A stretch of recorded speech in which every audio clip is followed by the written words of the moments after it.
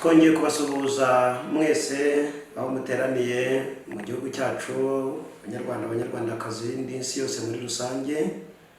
Tubifurije amahoro y'Imana n'umugisha ukomeze kuba kuri twe no kuri mwe. Tuboneyeho n'umwanya wo gushimira Imana kuko ikomeje kurinda isi yose, by'umwihariko abanyarwanda n'abanyarwandakazi mu bihe bitoroshye by'iki cyorezo cyugarije isi. Ariko kandi twakomeje no gusenga Imana ndetse dusengera isi yose. Hari icyo Imana iri kugenda ikora gikomeye. Ibyo byose dufatanyije n'abera kubishimira Imana, kandi iyakoze umurimo ukomeye muri twe iracyakomeza gukora, izanakomeza. Tubahumurize, mukomere mu mwami, ntihabeho gucika intege ndetse no kwiheba. Umwami ari ku ngoma. Ni Evangeliste Dusengimana Theophile, ni kwa kundi nyine mutumenyereye tuza tukabaha ubutumwa bwiza mu ijambo ry'Imana. Uyu munsi tubazaniye nanone ubutumwa bwiza turi busangire, kandi tugiye kubusoma mu gitabo cya mbere cya Mose cyitwa Itangiriro, igice cyabo cya 6. Turasoma n'umurongo waho wa 5. Tumanuke hepfo tuze gusimbuka dusome wa 13 ndetse n'uwa 14. Ku murongo wa 5 haravuze ngo, kandi Uwiteka abona yuko ingeso z'abantu zari mbi cyane mu isi, kandi ko kwibwira kose imitima yabo itekereza ari kubi gusa iteka ryose.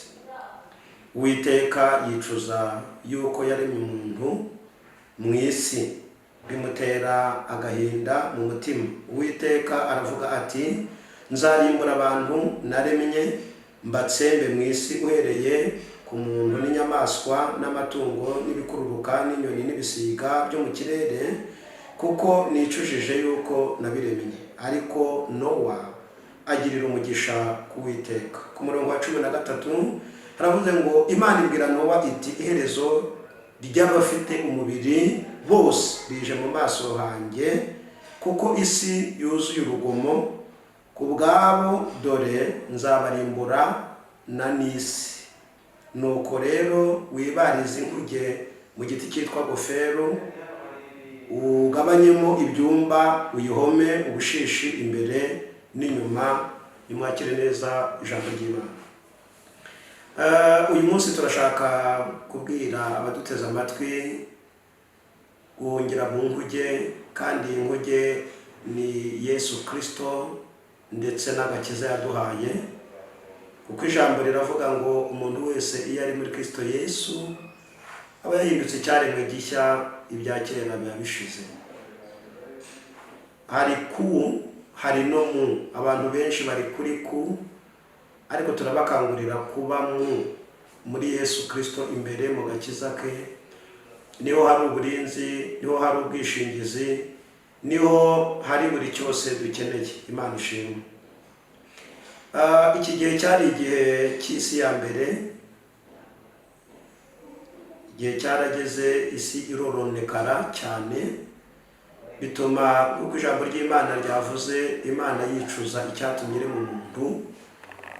Niko rero ufata umwanzuro wo kurimbura isi n'abatuye isi n'ibiri mu isi byose. Ariko mbere yuko ifata uwo mwanzuro ndetse no kuwushyira mu bikorwa, isanga umukiranutsi wari uhari witwaga Nowa, imubwira ko iherezo ry'ibifite imibiri rije mu maso y'Imana. Kubw'ibyo Imana imutegeka kwibariza inkuge mu giti cyitwa gofero. Ese aka kaga isi ya mbere yagize kari kakuruwe n'iki? Bibiliya iyo usomye muri iki gitabo hakubwira ko hari igice cy'abamarayika bamanukanye na Satani, igihe Satani yamanukaga mu ijuru. Hanyuma nubwo iki gice cyamanukanye na Satani, ariko cyageze mu kirere kigabanyamo kabiri. Habonetse abamarayika baguma mu kirere, ari bo umwanditsi w'Abefeso yavuze ngo kuko tudakirana n'abafite inyama n'amaraso, ahubwo dukirana n'imyuka y'ahantu ho mu ijuru. Hanyuma ngo nuko mwitwaza intwaro zose kugira ngo mubashe guhagarara mudatsinzwe n'uburiganya bwa Satani.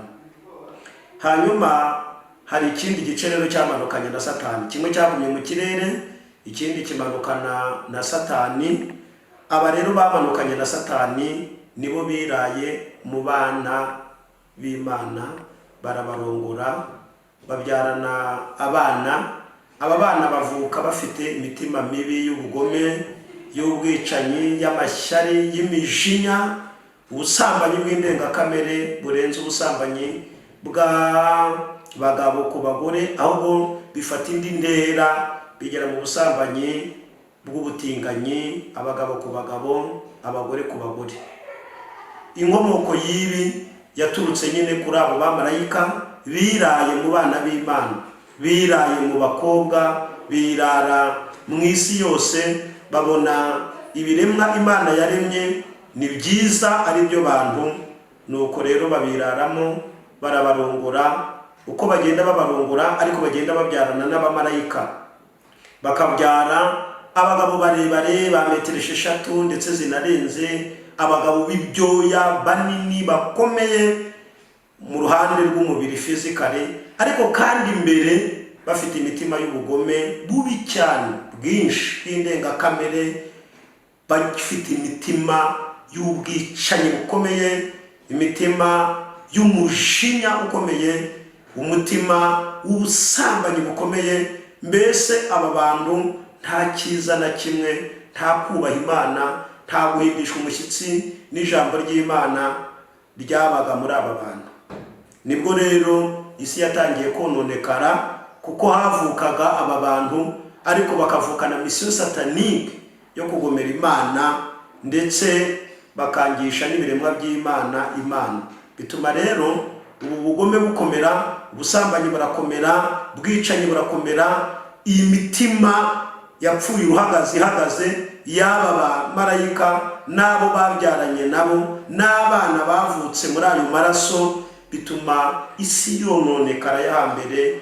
Abantu Imana ibitegereje ibona nta cyiza kikibarimo, ni umunuko, ni ubugome, ni ubwicanyi, ni ubusambanyi, ni ukwikinisha, ni ugukora ibyangwa n'amaso y'Uwiteka. Bibabaza Imana kugeza ubwo Imana yafashe icyemezo cyo kurimbura isi ya mbere, cyo kurimbura abatuye isi. Imana ikarimbura abantu, ikarimbura ibikururuka, ikarimbura ibiguruka, ikarimbura ibigaragara n'ibitagaragara. Ndavuga ibigaragarira abantu ndetse n'ibitagaragarira abantu. Byose Imana ifata umwanzuro wo kubirimbura, kubw'ubugome, kubwo kutubaha Imana, kubwo kudakunda Imana, kubwo kutumvira Imana.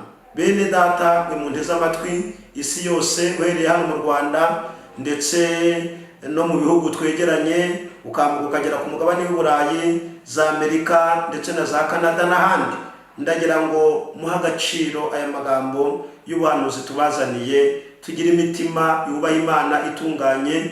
Dore ubugome buragwiriye, dore rwose Imana irimo yibaza ku biremwa yaremwe bo muri iki gihe.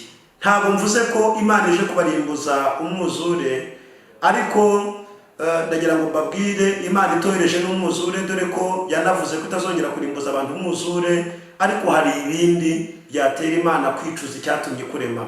Rimwe na rimwe haza ibi byorezo, hakaza n'ibindi. Yesu Kristo niba atinze kugaruka, ariko urupfu rwo rurahari. Niyo mpamvu hamagarirwa kuza mu nguge y'agakiza, ariyo Yesu Kristo ndetse n'agakiza. Imana ishime cyane.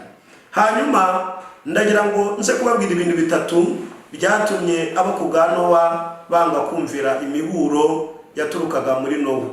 Hanyuma mbabwiye uburyo abantu nyine bononekaye, n'icyabateye kononokara ari abo bamarayika bamanutse bakabyarana n'abana b'Imana, hakaza kuvamo aka kaga gakomeye ko kwimura Imana.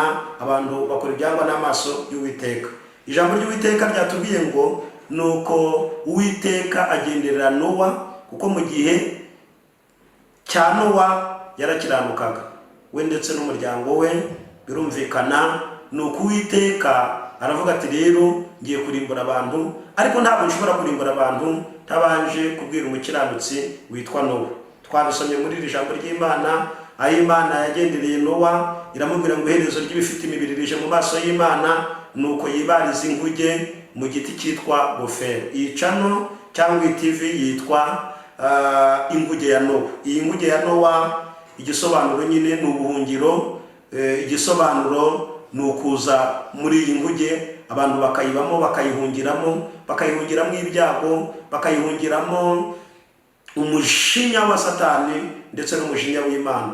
Niyo mpamvu Imana yishyizeho kugira ngo wowe uduteze amatwi nawe uze wiyandikishe, ube mu mubare w'abari mu Mana, w'abari muri protection ituruka mu gakiza Yesu abantu be. Imana ishimwe. Hanyuma twihuse cyane, murabizi rero Imana ibwira Nowa uburyo azubaka iyi nguge, uburyo azayibaza. Yari inguge ifite hafi metero 120 ubujya hejuru. Birumvikana ko iyi nguge yari yo